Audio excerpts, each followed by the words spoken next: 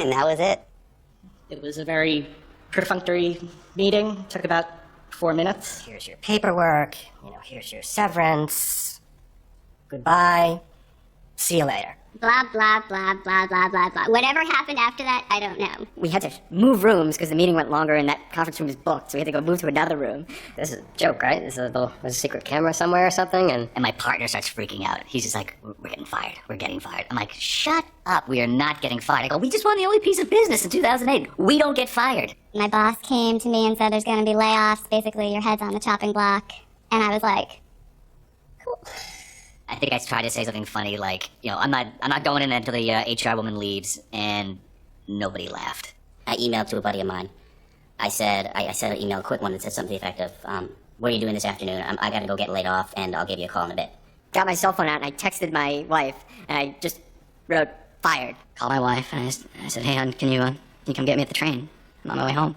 She's like, oh, yeah, you got the day off. You're coming home early. And that's when I thought, oh, no, it's true. Yep, we're letting you go. And I was just like, okay. I was so pissed because I didn't see it coming. That's the only, I was just so mad. I was like, what? And, so we got let go on Friday the 13th. Yeah.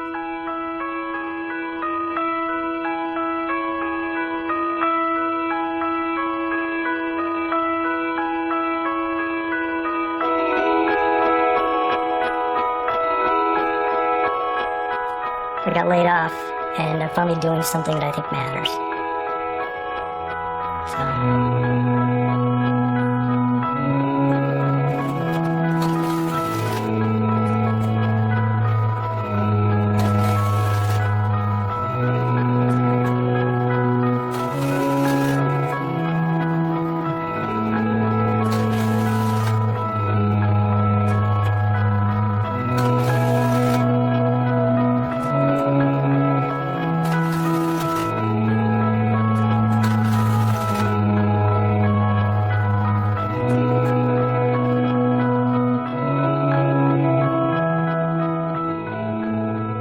My daughter, who's 7 years old, name's Naylin. When she was a year old, doctors were trying to figure out what's the deal. I need to feed her more, she has to eat more, something's going on. It took about another 6 or 7 months to figure out what the problem was. And that's when we found out she had cystic fibrosis.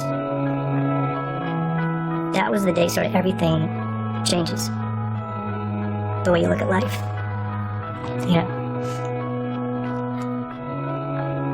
You think you have everything figured out, you can plan it out.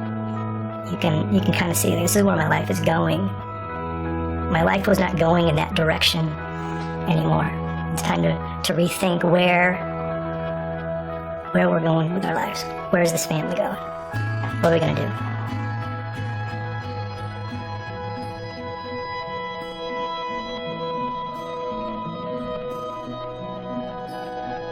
I got laid off and I panicked. First of all, your ego is deflated, and you feel worthless. You feel as if, no matter how long you were at the company, something went wrong. You did something wrong.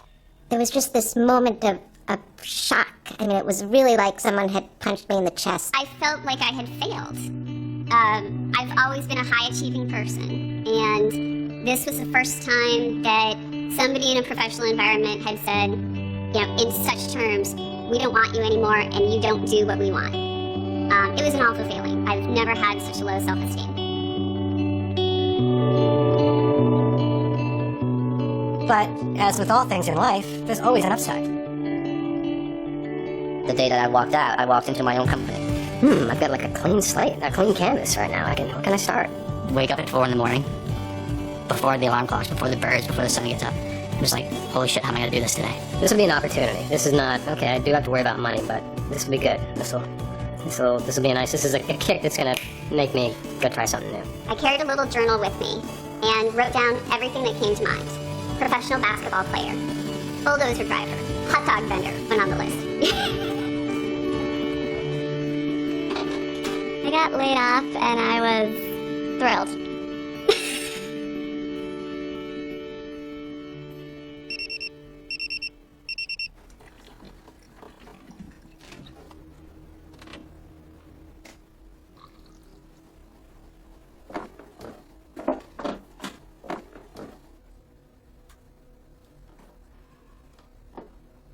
I was inspired to start Please Feed the Animals when I lost my job. It wasn't the first time I'd been laid off, so I thought I had some, veteran's experience on how to navigate unemployment. Started there as a blog, just as a event space. As it evolved, it's become sort of a full-service community, job board, resource, event space, all that stuff that I mentioned, but much more geared toward helping people get back on their feet. So it's less of an emotional community, and now it's actually a practical one. Looking at the economy and how bad it was, and knowing that the ad spending was falling off at a sharper rate than ever before, for longer than it's ever done that, there's no question that it's dismal. Still is, and it has been for a while, and it doesn't look like it's getting better. Hundreds of really good, talented people out on the street, people I really admired and looked up to, and I realized, okay, if that's my competition, then I got to do something to stand out. So I just thought, why not put together a portfolio site that I myself, if it came across my desk, would make me laugh. And seemed like a good idea just to take my clothes off and lay on a bearskin rug and pretend I was Burt Reynolds for about 5 minutes. There is so much talent out there that's not being utilized and not working at agencies. The market is so out of whack, a lot of businesses don't need to go to agencies anymore. There are smarter ways to do it. All of the people that are jobless and talented right now are ready to help. They're eager to do it, and they want to do it because they like to do it. I responded to an ad on Craigslist for recruiters seeking resumes, and I figured I'm casting a really wide net here. I'll submit my resume, and I'll see what's going on with this new company. I am Jonathan Holitsky. I'm here for my 11 o'clock. She goes down a list of people with appointments. I'm not on the list. And about 15 minutes later, the receptionist comes back in and says, "Oh, Mike will see you now." Mike is not the person I made the appointment with, but at least someone will see me. I was just dreading them telling me that I had to come back later. I sit down, and he was acting a little strange. Have you ever had to spin any bad news? Well, I've been in positions where I've had to share news that was less than positive. So let's say, for example, an article came out recently that said that your product could potentially kill 1 billion people this century. What could you do with that? That's, 17% of the world's population? I don't know. It is. Well, as part of the Truth campaign, I've been receiving some residual checks, and I've got one here for a whopping $1.24, which basically is for 2 cable spots, because I think right now I'm down to 67 cents an airing.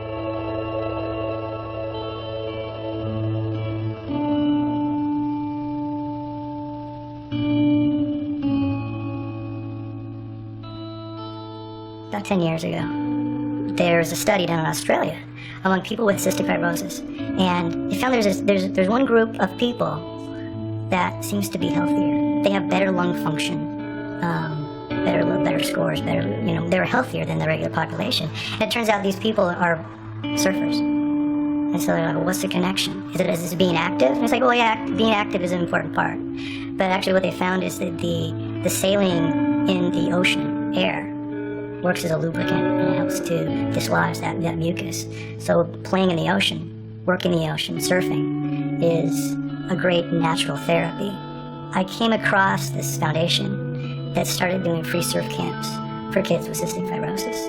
World famous surfers in the water, one-on-one lesson with some 10-year-old kid with CF for a morning. I was like, there's a cool story here.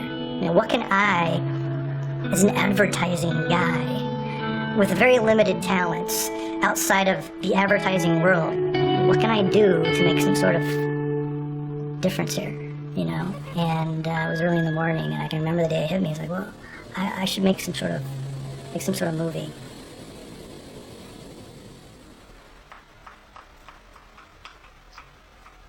Well, I started working in advertising in 2003, and by 2006, I knew I didn't want to stay in it, but I wasn't sure what I was going to do.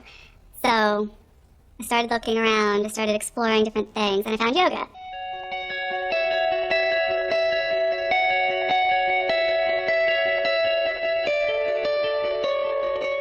It seemed to me that I had built my portfolio to a point where I could actually make a living doing freelance. And as time went on, things happened in the business. Jobs got further and further apart, and I found myself with a lot of time on my hands. So I started painting very seriously. Probably drew and painted from the time I can remember, It was something that I always loved. It was an escape when I was a kid.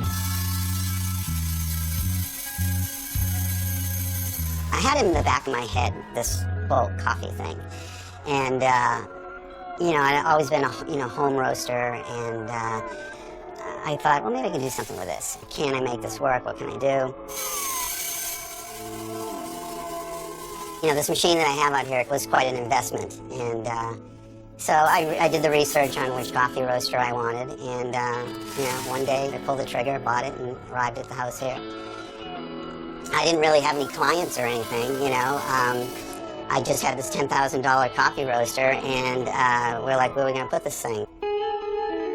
What working on this film has done for me is it gives me a really good reason to get up every day and try to figure out how am I gonna, it's the independent filmmaker thing, how am I gonna pay for this?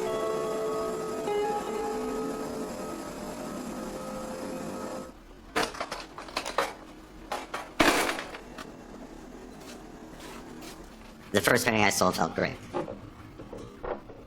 It was an amazing feeling that something so personal could be viewed by someone else as something that they wanted to acquire for an art collection. My first show was in the First Street Gallery on 26th Street, and I had been preparing for that show, and I had 17 paintings in the show and sold 16.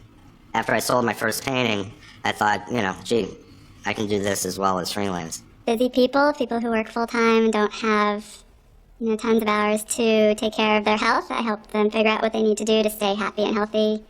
And I teach yoga, so sometimes it's about food and nutrition, and sometimes it's about physical well-being. I work harder than I ever did. I'm up earlier, I'm on the computer, I'm on a client call, and my days are all different. Sometimes I leave, go teach yoga. Sometimes I take a break in the middle of the day and do nothing because I'll be working late at night. It wasn't so much, I need to get a job immediately, and that's really a credit to my wife and how supportive she was. She wasn't like, you better get back out there right away. It was more like, take your time, you need to let this sink in and figure out what you want to do next. I just said to my wife one day, I really want to do this. And she said, go for it. I get this call, right about the time I'm feeling kind of desperate about, what are we going to do for money? How are we going to pay the mortgage, And I get this call from a former colleague who's now the creative director of an agency out in San Francisco. And he says, we've got about a month's worth of work for you, if you want it. You need to be out here for it, for most of it. And it's good money, and I just was feeling afraid about all this stuff, and I went to my wife, Catherine, and I said, I get this great chance. I'll go freelance in San Francisco, make some money, and, put some money in the bank. She said, you can't take that. What do you mean I can't do that? I have to do that, don't I? She's like, well, you've been making all these promises. Please Feed the Animals got some press. I've been telling everyone that I'm doing this full time, that the launch of the site is going to happen on this date, that, there's going to be a fully functioning job board, and everyone's going to come to the site and figure out how to, get employed again. I mean, this is the promises I made to people who, probably now in the thousands of readers who, who are expecting a delivery. And she went over to the computer. She opened up our financial software, and she said, here's how much we have in our 401k, here's how much we have in savings, here's how much open credit we have on our credit cards. Let's exhaust the savings first, turn to our 401k second, credit cards third, and if we have to sell the house, that'll be our last resort. It's my wife, my wife who's the typical warrior in the family about money, who that was the sort of turning point for me in my commitment to Please Feed the Animals, and my commitment to my wife, to be honest with you, who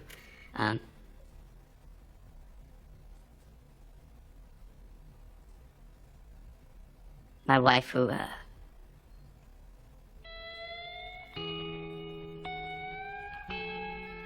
didn't think I was gonna do this.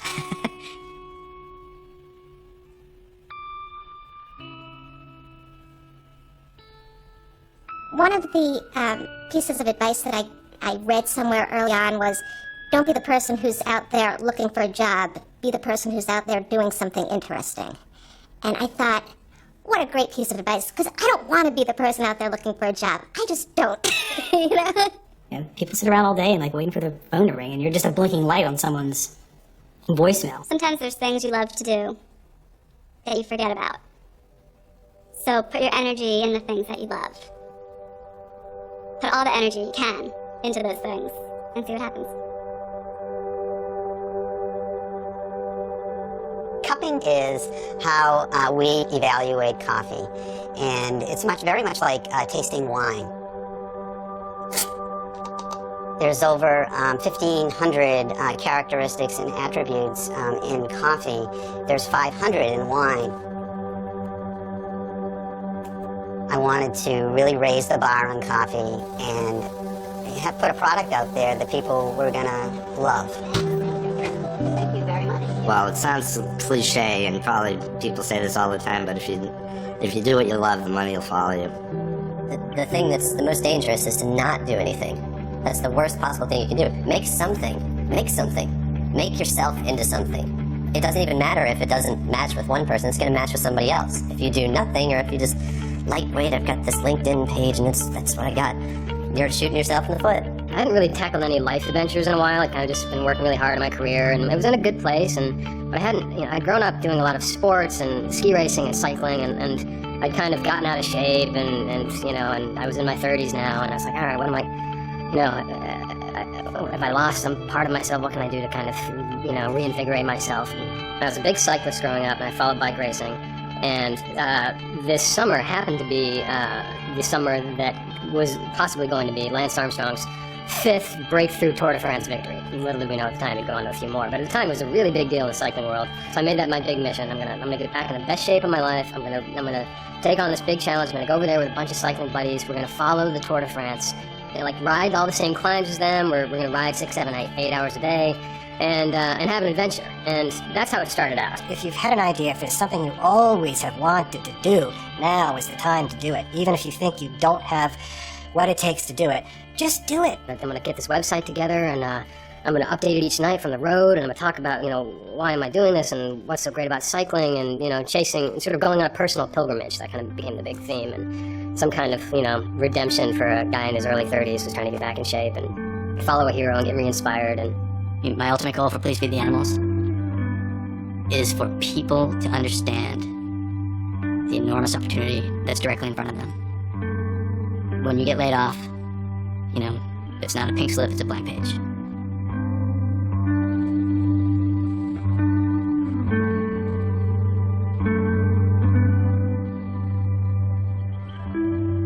I think it's easy to fall asleep in your own life and just kind of take what you have and assume that that's the best you're ever gonna have. But you can make huge, profound changes. I know for myself, but also with my clients, I see them do this. And it can be the smallest thing, like changing something about your diet.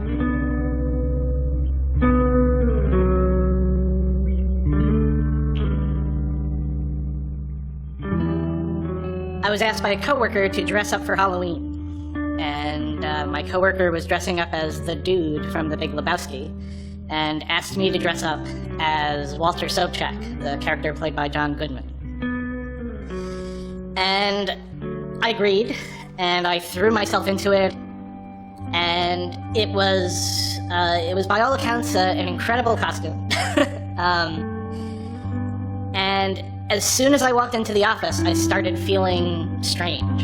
And I was aware of myself making my movements more masculine. My posture changed, I was hunched over, I was talking differently, and that was kind of the beginning of things that happened for me. In a sense, my own playing of a man, even as myself, was a performance. And so somehow when I took this costume off, a part of my manhood came off with it. A couple days later, I went back to New York from San Francisco to my father's deathbed. I took a leave of absence. I flew home.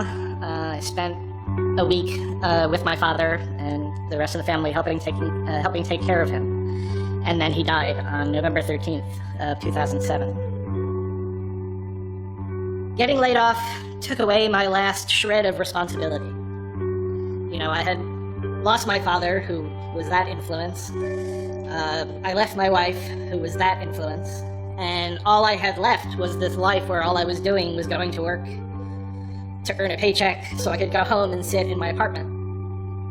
getting laid off gave me a chance to go back to what I was a long, long, long time ago and start over. I got laid off and I changed my gender.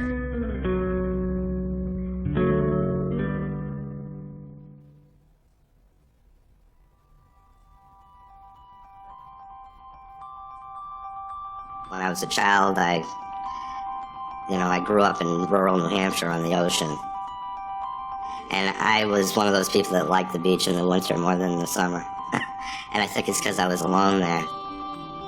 There's something about that, that aloneness to me that's sort of spiritual.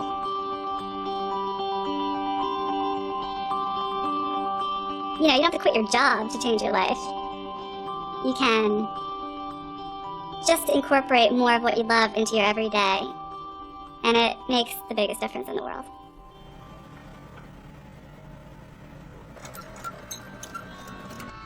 I was in advertising for 22 years, and so I took all that marketing experience and used it for this business. Designed my own bags, I put up my own point of purchase displays, I designed my own website, everything. But having that marketing background was just such a wonderful thing for me to have. People that I worked with in advertising were some of the most unhealthy people I have ever met. You know, it's just this constant stress, and nobody takes time for themselves.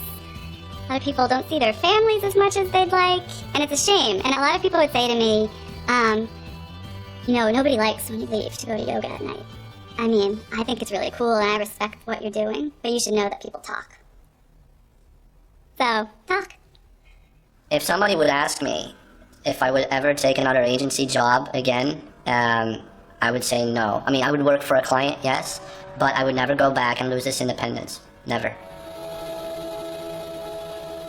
Cards of Change is where we ask laid off people to upload their old business card and write on that business card their new contact info, plus one positive change that happened in their lives as a result of being laid off. Having left the ad agency world just gave me time to do other stuff in my life, like a lot of volunteer stuff and things like that. You've got time to plan your daughter's wedding. You finally see your kids again. You eat 3 meals a day. Yeah, every day feels like the weekend, and I'm just happier. Just happier. Looking for a new job is as much a full-time as anything else. So, but I still figured I can give 3 hours a week to God's love. I work in the department where the applications are evaluated to determine the client's eligibility. Anybody who signs up, they'll turn it around and get you a meal in 24 hours. And that really opened my eyes to just doing good things. I just got more personal fulfillment from that. It was just on a higher level. Over the years, offers have always come in, and I've just sort of brushed them aside. I'm happy. I'm doing I'm doing my own thing. I'm running my own business. I'm not going back. I'll never go back. If I went back, I'd probably be fired in the first week because I'd act like I write. And so you can't. I mean, you just can't be like that. You have to play the game if you work for the man. Ad Rants is technically a weblog. We write about advertising news, new campaigns, interesting creative trends, current topics, but with a little bit of a twist. It's snarky, it's wise-ass, it's fun, it's, as a friend once said, something that people read when they're feeling bad, which actually worked really perfectly for the point I was in my life, having been laid off. I was bitter, I was upset, and as a side note, I had just gone through cancer. I had colon cancer. And so I had faced, an operation. I had gone through 8 months of chemotherapy. So to me, the world was a terrible place. And all of that came out in my writing and my voice. Sort of like, can I say fuck you? Bitch, moan, hate, get it out of your system, and be hungover the next day. And make that the end of it. I still have bills to pay and things, and I worry about gaining, selling, and the bad economy. But I feel like I've made a good choice for me at this stage in my career, and I can concern